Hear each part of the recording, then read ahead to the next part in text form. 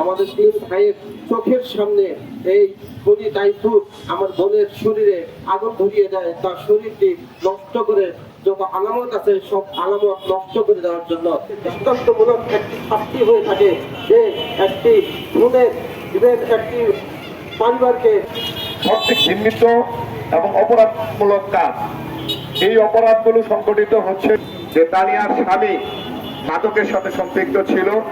সে এই যে অপরাধ, এই যে মানববন্ধনে দাঁড়িয়েছি, আমরা বলতে চাই তানিয়াকে হত্যা করেছে। এই জায়গাতে কোনো প্রশ্ন রাখার কোনো সুযোগ নেই। জামিন দিয়ে তাহলে অপরাধগুলো আরো বেশি সংঘটিত হবে।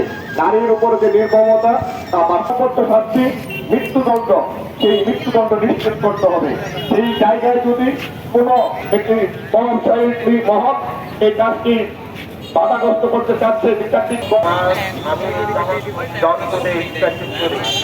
আমার সেই বোনের সন্তানটি হয় সেখানে উপস্থিত হই। আমি আরো হয় তখন রাত্রে 12:30টার সময় জানতে পারি যে হচ্ছে আমার বোন এখনো বাসায় ছিলেন। আমাদুল্লাহ আকাশটা সবাই যত সিনিয়র আইনজীবী ছিলেন সবাই ছিলেন আসামিকে বিজ্ঞ থেকে আমাকে আশ্বস্ত করেছে যে হচ্ছে এই খুনি টাইফুনের সর্বোচ্চ শাস্তি ফাঁসির জন্য যত আমাদের তিন ভাইয়ের চোখের সামনে এই খুনি টাইফুন আমার বোনের শরীরে আগুন ধরিয়ে দেয়, তার শরীরটি নষ্ট করে যত আলামত আছে সব আলামত নষ্ট করে দেওয়ার জন্য, যাতে তাকে আমরা কোনোভাবেই প্রমাণ না করতে পারি যে সে আমার বোনকে খুন করেছে বা কিভাবে খুন করেছে। এই করুণ যে পরিস্থিতির শিকার আমরা তিনটা ভাই হয়েছি, নিজের বোনকে চোখের সামনে পড়তে দেখেছি, আমরা কোনোভাবেই সেই ঘরে ঢুকতে পারিনি।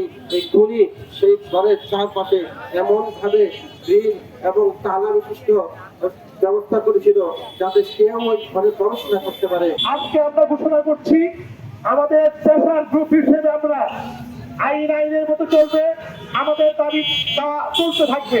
আমরা মিডিয়া কর্মী ভাইদের কাছে অনুরোধ করতে চাই, আপনারা বিশ্বব্যাপী এই হত্যাকাণ্ডের নির্মমতা ছড়িয়ে দিন। আমরা দেখাতে চাই যে জামালপুরবাসী এই নির্মম ঘটনার প্রতিবাদে রাস্তায় আছে। আমরা ঘুমিয়ে নাই, আমরা জেগে আছি। এখানে দল মত নির্বিশেষে, এখানে আমাদের কোনো সরকার বিরোধী আন্দোলন না।